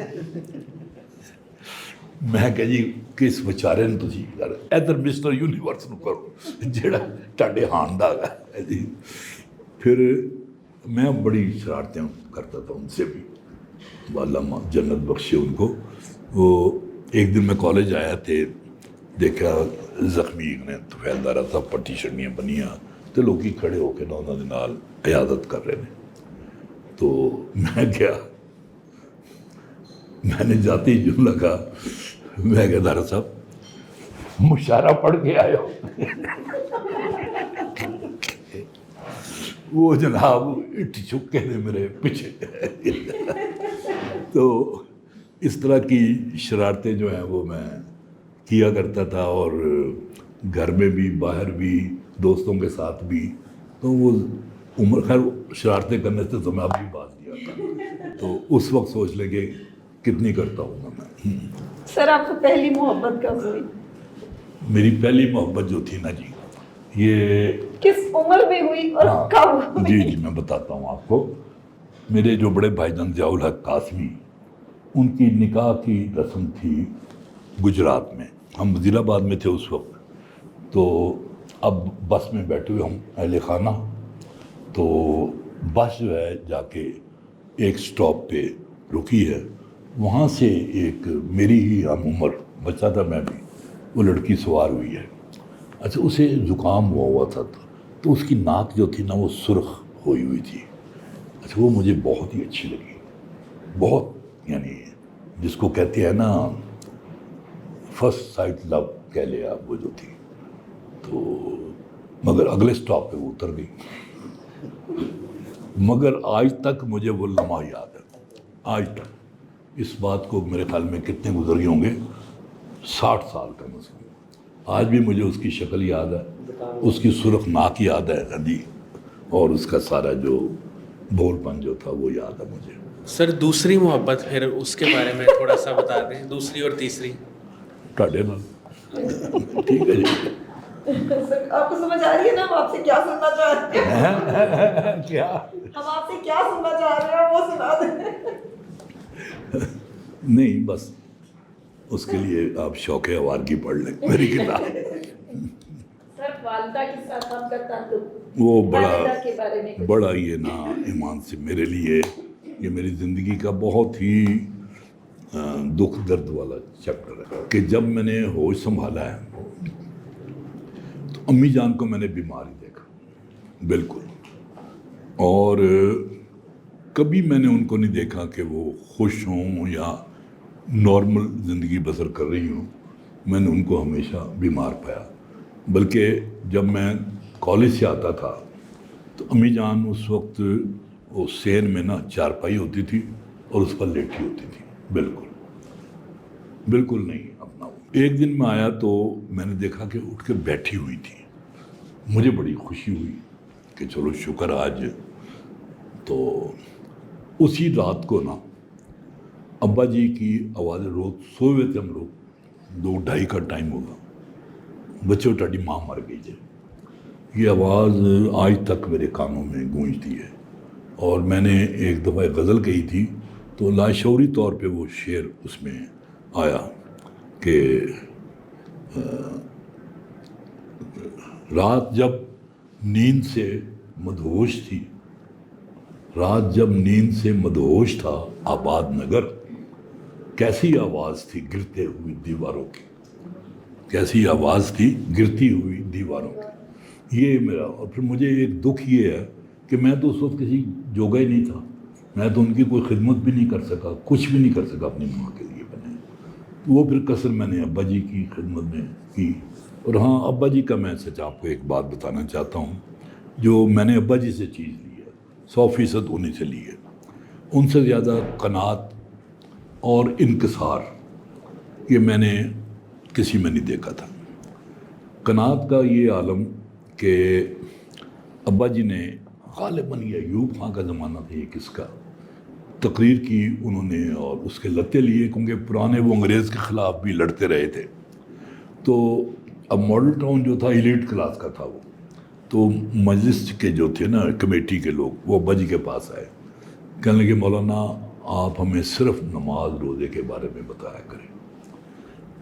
ابا جی کہنے لگے کہ میں صبح ناشتے میں چائے اور رس کھاتا ہوں، دوپہر کو روکھی سوکھی کھا لیتا ہوں، اور شام کو دال چاول میری پسندیدہ غذا ہے، اور پھر عشاء کی نماز پڑھ کے میں سو جاتا ہوں. جس دن میری ان ضروریات میں اضافہ ہوا اس دن میں آپ کے مشورے پر غور کروں گا. وہ سمجھ گئے کہ یہ اور ہی طرز کا بندہ ہے جی. اور پھر ابا جی کو میں نے دیکھا کیا تنخواہ ہوگی، میرے خیال میں میکسیمم بھی اگر ہوئی نا 100 روپیہ ہوگی جی میرے خیال میں. لیکن ابا جی دوسرے چوتھے دن نا اس میں ہوتے تھے ڈاک خانے میں پیسے ہوتے تھے وہ، تو وہ لکھتے کہ وہاں سے ڈاک خانے سے نکلو 10 روپے نکلواتے، کبھی 20 روپے نکلواتے یا 15 روپے نکلواتے، اپنے اقربا کو ان کو بھجواتے تھے وہ پیسے. یہ میں نے دیکھا باقاعدگی سے وہ یہ کام کرتے تھے. بلکہ ایک دفعہ کا واقعہ مجھے یاد ہے، وہ ڈاک خانے میں ہوتے تھے تو ابا جی نے 80 روپے نکلوانے تھے تو مجھے بھیجا. اچھا میں وہاں جب گیا، مجھے ابھی تک اس آدمی کی شکل یاد ہے، ڈارک کلر تھا اس کا اور داڑھی تھی اس کی، اور وہ ساتھ کا ایک گاؤں تھا وہاں سے آتا تھا وہ. اس نے نا اب 80 روپے دینے تھے نا، تو میں نے دیکھا کہ وہ تو گنتا ہی چلا جا رہا ہے، گنتا ہی چلا جا رہا ہے. کوئی 800 روپے اس نے مجھے تھما دیے. میں چپ کر کے رکھ لے ہوں.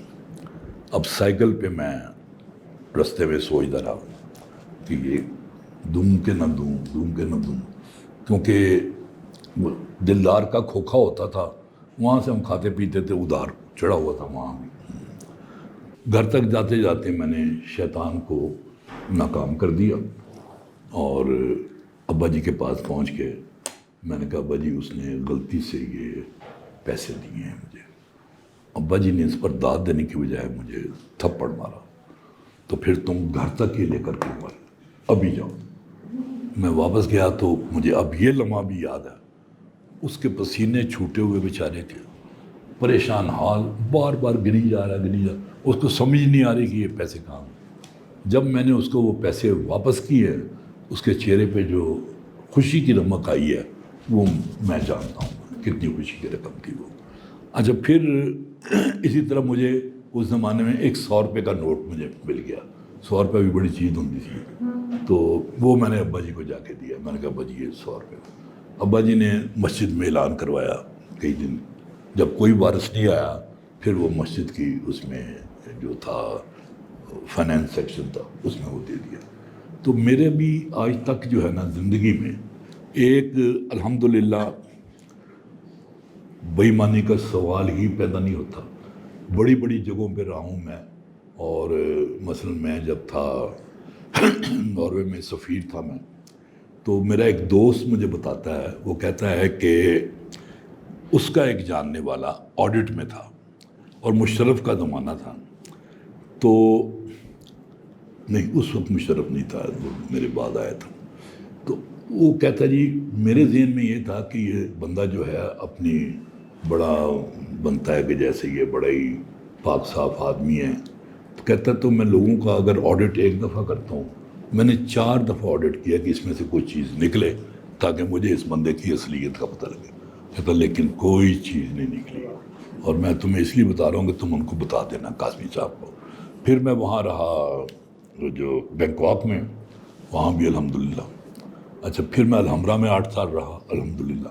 لیکن جب میں پی ٹی وی میں آیا ہوں نا, تو اب میں آپ کو بتا رہا ہوں کہ وہ جو تھی نا وزیر اطلاعات, وہ مجھ سے یہ توقع کرتی تھی کہ میں اس کو وہ پروٹوکول دوں جو وزیر کو دینا چاہیے. تو میں اسے کیا سمجھتا تھا, بالکل وہ بول کے آئیے میرے کمرے میں. تو نہ میں اٹھا نہ میں نے کہا جی بیٹھیں چائے پئیں. پھر وہ ایک دفعہ میرا فنکشن تھا, اس میں آ گئی, اس کا خیال تھا کہ مجھے اسٹیج پہ بلائیں گے, وہ سوال ہی پیدا نہیں ہوتا تھا. اسی طرح جو ایم ڈی تھا وہ بھی مجھ سے یہ چاہتا تھا کہ میں شاید کوئی, میں نے ان لوگوں کو پر ایک کہا کی وقت نہیں دی بالکل. چنانچہ پھر انہوں نے وزیر اطلاعات نے اور اس نے مل کے ایم ڈی نے عجیب و غریب کیس بنایا, اور ہن تسی سنو گے تھے ہنس پو گے, کیونکہ میں تو ظاہر ہے سگنیٹری تو میں تھا ہی نہیں کہ میں کوئی پیسے نکلوا سکتا. وہ تو میں تھا ہی نہیں نا, میں تو کوئی پیسہ نکلوا ہی نہیں سکتا تھا. تو وہ انہوں نے کہا اچھا جی یہ جو پروگرام کرتے تھے نا 50 منٹ کا, تو یہ تو بس اپنی مشہوری کے لیے تھا, لہٰذا وہ جو 50 منٹ ہیں اس کے پیسے لگائے جائیں, اگر اشتہار ہو تو کتنے آئیں گے پیسے. انہوں نے کہا جی کوئی 5 کروڑ روپیہ غالب ہونا چاہیے. اس کے بعد پھر اس کا جو چلتا تھا اشتہار کرنے کے, وہ جو ہوتا پرومو, اس کے پیسے. پھر اور اسی طرح کے نا, یعنی اس میں سے کوئی ایک پیسہ بھی وہ نہیں ہے جو میری جیب میں آیا ہو, کوئی ایک پیسہ بھی نہیں. تو یہ انہوں نے کیا, اور اس پر مجھے غصہ آیا بڑا شدید. میں نے ریزائن کر دیا اور میں نے کہا میں کیس لڑوں گا میں, اور وہ میں نے لڑا, اور ابھی بھی اپیل میں ہوں میں, اور انشاءاللہ میں اس میں, کیونکہ وہ ثابت کر ہی نہیں سکتے جب کوئی پیسہ نکلا ہی نہیں وہاں سے, تو کس بات کو. ہاں ایک اور یہ بھی بنایا کہ یہاں لاہور سینٹر جو ہے, یہاں جو تھا نا میرا جی ایم جو تھا, وہ چونکہ میں جب کبھی آتا تھا ہفتے میں 1 دن, تو میں اس کے کمرے میں بیٹھ جاتا تھا, ان بڑا مشکل لگتا تھا. اس نے ساتھ والا ایک کمرہ تھا, اس نے اس کو کروا دیا ڈیکوریٹ وغیرہ, وہ بھی میرے پیسے, میرے کھاتے گئے پیسے. ہاں جی, اور بھی اسی طرح کے فضول باتیں بالکل. پر آج بھی اللہ کا کروڑ شکر ہے کہ اب مجھے کالم لکھتے ہوئے بھی 50 سال ہو گئے ہیں. تو آپ کو تو پتہ ہی ہے کہ جو اخبار سے وابستہ لوگ ہوتے ہیں ان کو بہت سارے لوگ خوش کرنے کی کوشش کرتے ہیں. بلکہ ہاں یہ میں بول چلا تھا, یہ جب میں تھا نا چیئرمین پی ٹی وی کا, جی تو ایک شخص میرے پاس آیا, میرا جاننے والا تھا پرانا. اس کے ہاتھ میں ایک بریف کیس تھا. مجھے کہنے لگا قاسم صاحب اس میں 25 لاکھ روپے ہیں اور یہ پہلی قسط ہے. میں نے کہا یار اگر میرا آپ سے پرانا تعلق نہ ہوتا تو میں آپ کو یہ انکار کسی اور طریقے سے کرتا, لیکن اب میں یہ گزارش کروں گا کہ آپ یہ لے جائیں اور آئندہ کبھی سوچے بھی نہیں. پھر جو میں نے ایک کام کیا جو روکنے کے لیے تھا یہ کرپشن, وہ یہ تھا کہ اتنے بڑے چینل کے ہمارے سارے بڑے بڑے شہروں میں وہ تھے, لیکن وہ سارے کیمرہ مین, سارے پروڈیوسر وہ بیکار بیٹھے ہوئے تھے, کیونکہ یہ بازار سے خریدتے تھے ڈرامے, صرف خبریں چلتی تھیں. اب بازار سے جب خریدتے تھے تو ظاہر ہے پھر اس میں تو لین دین تو ہوتا ہی ہے نا. میں نے آتے پہلا حکم یہ جاری کیا کہ آئندہ یہ بازار سے نہیں خریدے جائیں گے, یہ ہماری اپنی پروڈکشن ہوگی. یہ ایک بڑی تکلیف دہ بات تھی. ناجے جب تک میں رہا میں نے آیا تو میں نے دوبارہ اپنے اسٹوڈیو آباد کیے جو کہ ویران ہو چکے تھے، بالکل دوبارہ کیے انہوں نے. اور بھی مثلا اور جو میں نے کیا کہ ایک دن وہ بڑا اچھا تھا مالک، وہ آیا تھا، یعنی اس وقت وہ تھا جب یہ بات کر رہا ہوں نا میں، ایم ڈی وہ تھا. مجھے کہنے لگا قاسمی صاحب یہ جو بجلی میں سے کاٹتے ہیں نا 35 روپے ہمارے لیے، تو اس میں سے وہ بجلی کے لیے وہ ٹی وی کے لیے اس میں سے وہ 5 روپے سروس چارجز کے طور پہ لے لیتے ہیں وپڈا والے. تو اگر یہ 5 روپے کی بجائے 1 روپے لے لیں تو ہمارے معاشی مسائل جو ہیں نا چینل کے ٹی وی کے وہ حل ہو سکتے ہیں. پھر خود ہی کہنے لگے مالک صاحب کہ لیکن یہ کوئی اتنا آسان کام نہیں ہے. میں نے کہا مجھے سمری بنا کے دیں. انہوں نے سمری بنا کے دی تو میں نے وزیر اعظم صاحب سے ٹائم لے کے میں چلا گیا وہاں اور میں نے کہا جی یہ ہے. کہنے لگے قاضی صاحب ہے تو بڑا مشکل تھا میں کیونکہ دیکھ ایک محکمہ نہیں کئی محکمے انوالو. میں کہا جی ٹھیک ہے لیکن یہ دیکھو کہ میں ٹاڈے کو کوئی فنڈ نہیں منگ رہا میں تو یہ کہہ رہے ہیں کہ جڑے فنڈ ہیں نے ساڈے وہ تو سن مل جان. کہنے لگے ٹھیک ہے. 3-4 دنوں کے بعد وہ سمری سائن ہو کے آگے جی. اور اس وقت سے لے کر اب تک کروڑوں روپے جو ہیں وہ ٹی وی کو مل رہے ہیں.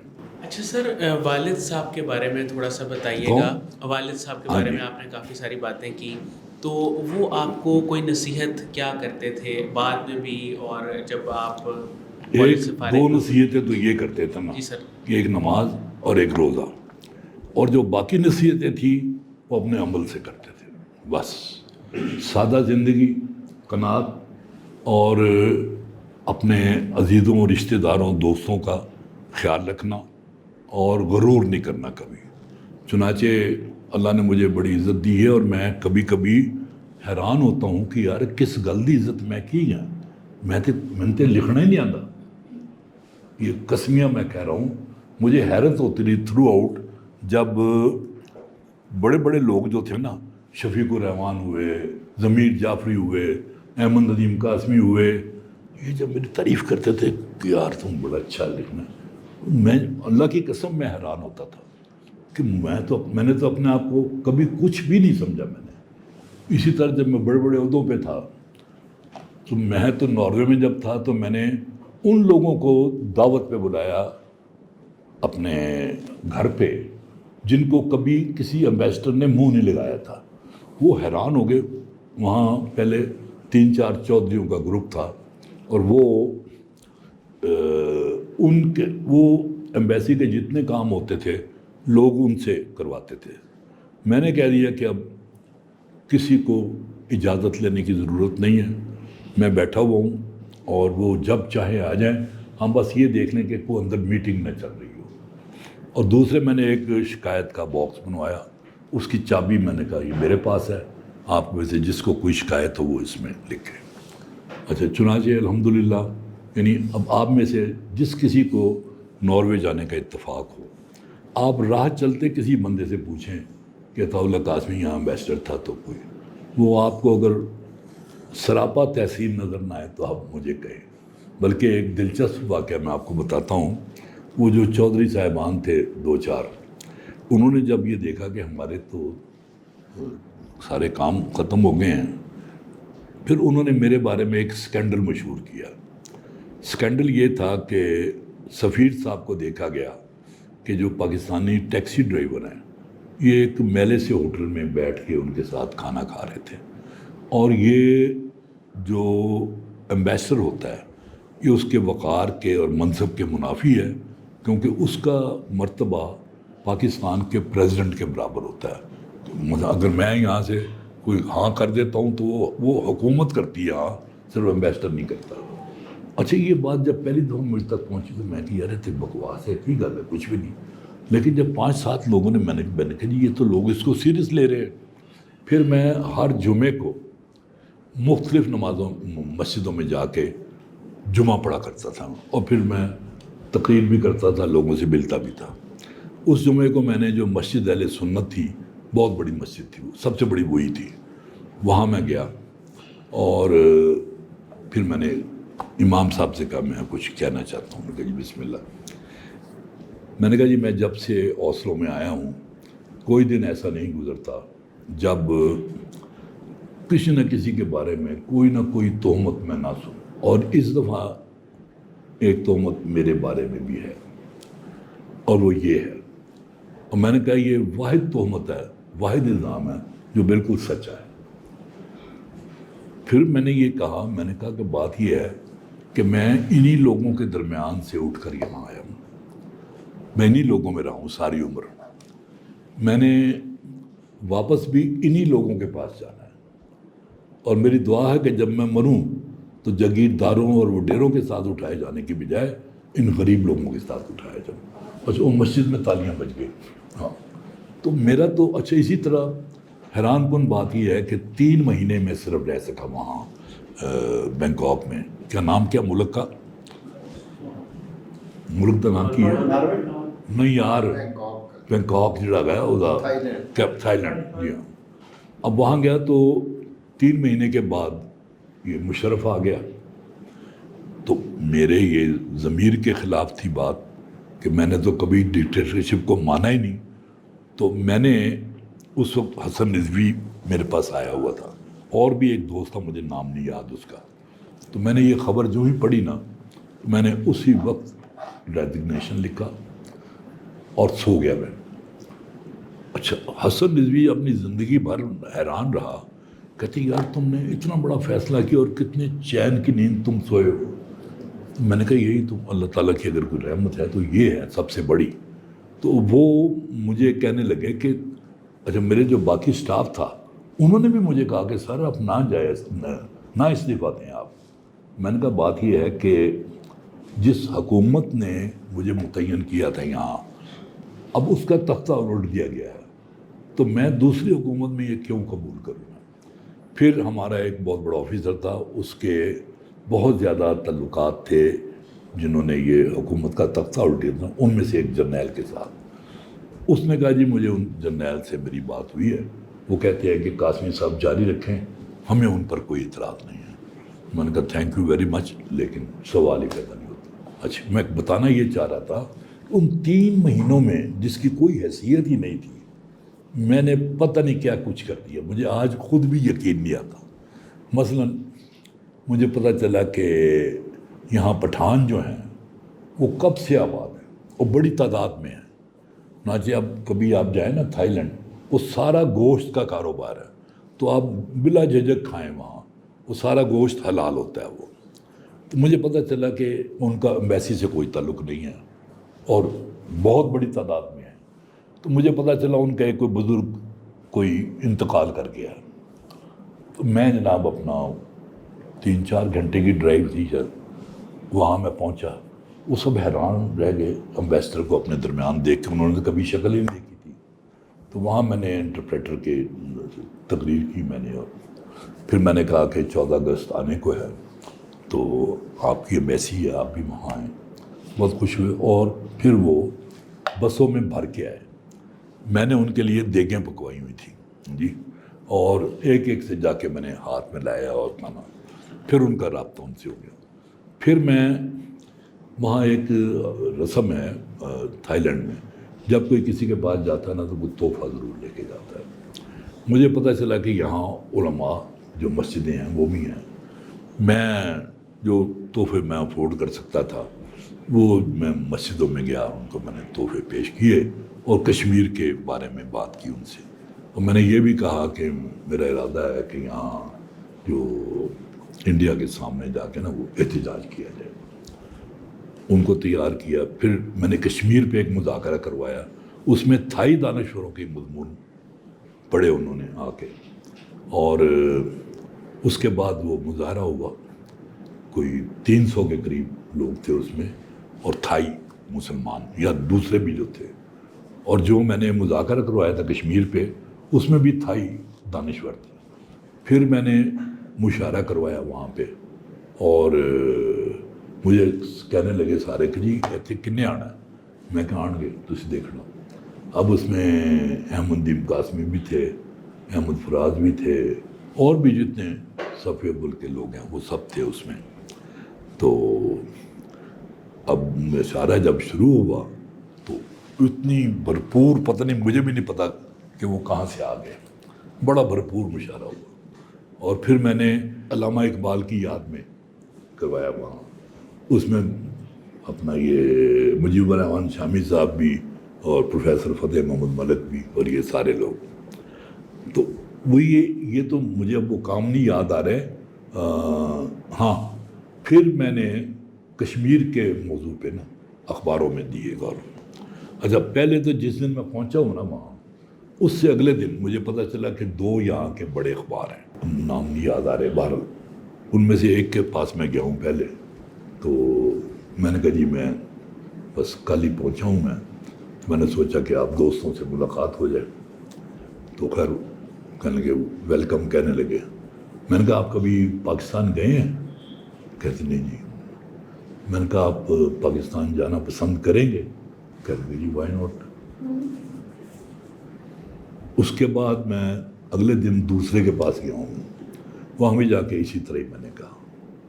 پھر میں نے مشاہد حسین تھے اس وقت وہاں, ان کو فون کیا کہ جی یہ 2 ایڈیٹرز ہیں اور بڑے اخبار ہیں یہ, اور ان سے ہمیں کام پڑتا رہتا ہے پاکستان کے حوالے سے. اس نے کہہ دیا جی بالکل ٹھیک ہے. اچھا, ایک پیڑی جی گل بھی دستا ہوں تینوں کہ ان کو میں نے پھر نہ اپنے گھر کھانے پہ بھی بلایا, اور جاتی دفعہ ان کی ڈکی میں ان کی پسندیدہ چیزیں بھی رکھوا دی میں نے. اور اس کے بعد ان کا رویہ اخباروں کا تھا, یہ نہیں کہ وہ کوئی سارا پرو پاکستان ہو گئے, لیکن یہ ہے کہ جو انڈین سارا پروپیگنڈا تھا نا, اس کا جواب بھی ہمارا وہاں چھپتا رہا. تو بہرحال یہ ہیں کام جو. اور آپ نے کیا پوچھا تھا یار؟ سر والد صاحب کے بارے میں. ہاں وہ تو میں نے بتا دیا تھا. ہاں سر, آج کی نشست کا ایک آخری سوال میں آپ سے کرنا چاہوں گی. 14 اگست کی آپ نے بات کی, تو تھوڑا سا وزیر آباد میں اور پھر ماڈل ٹاؤن اسکول کا زمانہ, کالج کا زمانہ, اس دور میں 14 اگست کی سیلیبریشن, اب اگست کا مہینہ بھی چل رہا ہے, تو وہ کیسے سیلیبریشنز کیا کرتے تھے؟ نیا نیا پاکستان بنا تھا, وہ جذبہ اور آج کا جذبہ, تھوڑا سا اس کو کمپیئر کر کے کچھ. جہاں تک مجھے یاد پڑتا ہے نا کہ وزیر آباد کے زمانے تک مجھے نہیں یاد کہ کوئی سیلیبریشن ہوتی تھی اس طرح کہ وہ ریلیاں نکلتی ہوں یا اپنا جھنڈے لگائے جاتے ہوں. کہ پتہ نہیں, میں بہت بچہ تھا, بہت ہی چھوٹا تھا, تو شاید اس طرح ہو. لیکن جب میں لاہور آیا ہوں میں, تو پھر وہی جذبہ ہوتا تھا, بہت زیادہ ہوتا تھا. اور اس وقت لوگوں کے ذہن بھی صاف ہوتے تھے. اب تو کیا میں پاکستان کے بارے میں کچھ لوگ جو ہیں وہ آپ کے ذہنوں کو پلیوٹ کرتے رہتے ہیں اور ایسے خیالات کا اظہار کرتے ہیں جو کہ بالکل اچھے نہیں ہیں. تو یہ مجھے, ہاں, عید میلاد النبی کا مجھے یاد ہے کہ وہ وزیر آباد میں بڑی ریلی نکلا کرتی تھی. اونٹ پہ بھی 1-2 لوگ سوار ہوتے تھے, عربی لباس بھی پہنا ہوتا تھا, اور نعتیں ساتھ ساتھ پڑھی جا رہی ہوتی تھیں. لیکن پاکستان لاہور آ کے میں نے دیکھا کہ یوم پاکستان کے موقع پر ایک جوش و خروش اور ایک ولولہ جو ہے وہ موجود تھا. وزیر آباد میں تو نا اس وقت لٹے پٹے آئے تھے مسافر سارے, بالکل ہمارے ہمسائے میں سب. تو وہ ہجرت کی تکلیف میں تھے سیلیبریشنز کی بجائے اس ہاں, وہ میں نے آپ کو بتایا بھی تھا کہ جو لوگ تھے سارے وہاں وہ, اور ابھی قافلے آ رہے تھے, ابھی لٹے پٹے قافلے اور سارا کچھ. تو بہرحال وہ ایک عجیب طرح کا دور تھا, عجیب طرح کا دور. سر, آپ نے خود بھی کبھی نعت پڑھی؟ نعتیں پڑھا کرتے تھے آپ خود بھی؟ ہاں, وہاں جب ماڈل ٹاؤن آئے ہیں تو میری آواز مناسب ہوتی تھی, چنانچہ میں اذان بھی دیا کرتا تھا. ہاں, اذان دے کے اپنی مسجد میں, ہاں جی, اذان دیا کرتا تھا میں. اور جمعے کو یا کسی اور تقریب میں نعتیں بھی پڑھتا تھا میں بڑے جوش و خروش سے. بلکہ یہ جو جامعہ اشرفیہ ہے, ابا جی کا اس ادارے کے ساتھ بڑا طویل تعلق ہے. ایک تو یہ کہ اس کے بانی جو تھے وہ میرے دادا کے شاگرد تھے, اور خود ابا جی مفتی صاحب کے شاگرد تھے. چنانچہ جو ان کا سالانہ جلسہ ہوتا تھا اس کی نظامت ابا جی کے ہاتھ میں ہوتی تھی، وہی نظامت کرتے تھے۔ چنانچہ ان کا سالانہ جلسہ جو ہوتا تھا، کبھی میں اور کبھی بھائی جان وہ ٹانگے پہ بیٹھ کے لاؤڈ سپیکر لگا کے تو جلسے کا اعلان کیا کرتے تھے ہم سڑکوں پہ، حضرات وغیرہ وغیرہ، اس طرح جو ہوتا تھا سارا۔ تو یہ بھی کام کیا ہے اور بڑا مزہ آتا تھا ہمیں تو۔ سہیب مرغوب صاحب کی والدہ کی جنم پہ ہم گئے تھے تو سارے آپ سے آ کے اسپیشلی سارے ملے آ کے وہاں سے، بہت زیادہ ایکٹیویٹ تھے۔ بس بارہ جی وہ مولانا فضل الرحیم ہوتے ہوئے سن سارے، اور ان کے ساتھ تو ہمارے خاندانی تعلقات تھے نا، بہت گہرے تعلقات ہیں ان کے ساتھ، ایک عطا اللہ شاہ بخاری کی فیملی کے ساتھ۔ والد صاحب جو تھے وہ پڑھاتے بھی تھے کسی مدرسے میں، کسی کالج میں؟ ایم اے کالج میں اور ایم اے ہائی اسکول، دونوں جگہوں پہ۔ یہاں پاکستان میں؟ نہیں امرتسر میں، یہ امرتسر سے آیا تھا نا یہ کالج ادھر۔ جی جی، تو یہاں آنے کے بعد بھی پڑھا؟ نہیں، اس کے بعد نہیں، بالکل نہیں۔ یہاں آ کے تو وہ پھر انہوں نے یہی، ہاں جی پوچھیں۔ سر کھانے پینے میں سب سے زیادہ کیا پسند تھا آپ کو، اور آج بھی آپ زیادہ شوق سے کیا کھاتے ہیں؟ پہلے تو میں آپ کو یہ بتا دوں کہ جو ناپسند تھا مجھے اور جس کی وجہ سے میری زندگی اجیرن بنا دی گئی تھی، وہ ٹنڈے تھے۔ جس دن مجھے اطلاع ملتی کہ آج ٹنڈے ہیں تو مجھے سمجھ آ جاتی کہ آج یوم پٹائی ہے۔ اور آپ حیران ہوں گے یہ سن کے کہ ایک دفعہ مجھے اتنا غصہ آیا کہ میں جو مسجد کا مینار تھا نا، خودکشی کرنے کے لیے اس پہ چڑھ گیا، اللہ کی قسم، خدا کی قسم، ہاں بالکل مسجد کے مینار پہ چڑھ گیا۔ لیکن جب نیچے دیکھا تو میں کہا دفعہ کرو، ہے کوئی کام نہیں کرنے والا ہے۔ میں پھر واپس آ گیا۔ اور پسندیدہ چیز جو میری ہے نا وہ گوشت ہے، مطلب نا روسٹڈ ہو یا ویسے ہو تو۔ اور ہاں یہ بھی بات رہ گئی تھی بتانے والی کہ ہم 8 افراد خانہ تھے نا، نہیں 8 نہیں 10 افراد خانہ۔ تو گھر میں اس زمانے میں، اچھا یہ بھی آپ کو بات بتاؤں کہ کبھی بڑا گوشت نہیں کھایا، تمام تر سفید پوشی کے باوجود، اور چھوٹا گوشت لیکن 1.5 پاؤ گوشت آتا تھا گھر میں، جس کی 10 چھوٹی چھوٹی بوٹیاں کی جاتی تھیں، اور امی جی ہماری پلیٹ میں ایک رکھ دیتی تھیں، لیکن آپ خود نہیں کھاتی تھیں کہ کوئی فقیر آ جائے یا کوئی اور آ جائے کوئی مہمان، جب دیکھتی تھی نہیں ہے تو پھر وہ کھاتی تھی، اور ہانڈی کو پونچھ کے تو وہ کھاتی تھی۔ اسکول سے کبھی بھاگے؟ کبھی ایسا موقع ملا کہ دوستوں کے ساتھ مل کے اسکول سے بھاگنے کا کوئی پلان بنایا؟ کالج سے؟ اسکول میں ہاں، کالج میں تو خیر روٹین تھی۔ اسکول میں یہ تھا کہ میری ایکٹیویٹیز تھیں بڑی اور طرح کی۔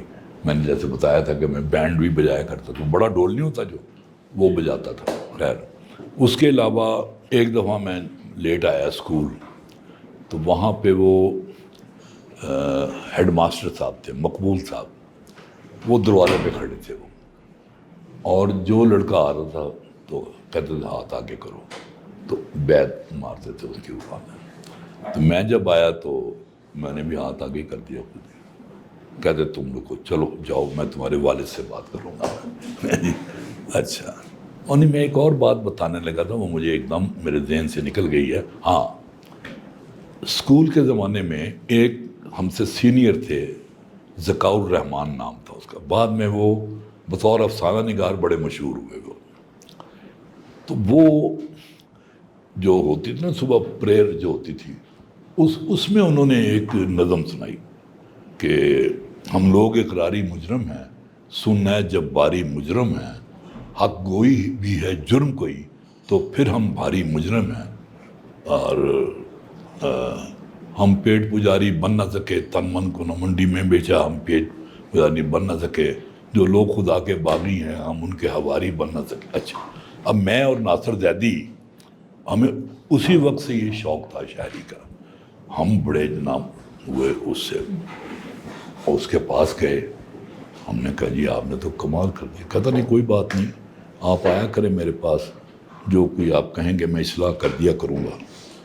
بعد میں پتہ چلا کہ وہ نظم نعیم صدیقی کی تھی جو اس نے وہاں اپنے نام سے پڑھی، لیکن بہرحال اس کے باوجود پھر اس نے افسانے میں بڑا نام کمایا تھا. اور ناصر زیدی جو تھا اس کا بھی بڑی یادیں ہیں. مطلب وہ میں اے بلاک میں رہتا تھا ماڈل ٹاؤن کے, وہ ڈی بلاک میں رہتا تھا. لمبے لمبے بال رکھے ہوئے تھے اس نے اور بڑا خوبصورت آدمی تھا وہ. تو میرا ایک دوست تھا جو بہت ہی یعنی کیا کہنا چاہیے, یوں کہہ لیں کہ جو خالص عوام میں سے جو ہوتے نا اس طرح کا تھا وہ, لیکن مجھے پیارا تھا. میں آج بھی اس کے گھر کوارٹر میں جاتا ہوں ملنے اس سے, ہر دور میں اس سے ملنے جاتا رہا ہوں میں. وہ ایک دن مجھے سنانے لگا, کہنا جی میں رات تک کوئی 12 بجے سن تو میں زیدی صاحب دے کر دے سامنے لگا, میں جا رہا تھا کہ سائیکل تے زیدی صاحب میں دیکھا وہ انہوں نے اٹ ہاتھ پڑی سی تو ایک کھمبا کھڑکا رہے سن. میں کہا جی زیدی صاحب یہ کیا کر رہے ہیں آپ؟ چپ کر, ابھی وہ باہر آئے گا. اچھا, کہتا جی میں 10 منٹ کھلوتا لیکن میرے سامنے تو کچھ نہیں آیا. کہتا میں آگے چلا گیا سیدھا, گھنٹے بعد میں واپس آیا تو وہ تو میں کھمبا کھڑکا رہے تھے. سر اتنے آپ کے دوست جو ہیں وہ آپ کے ساتھ رہے ہیں اور اب نہیں ہیں دنیا میں, ہاں, مس سب سے زیادہ کس کو کرتے ہیں؟ مس سب سے زیادہ جو فوت ہو گیا نا وہ خالدی تھا. نام اس کا تھا فصیح الدین خالد. اس کو فصیح بھی کہتے تھے اور خالدی بھی کہتے تھے.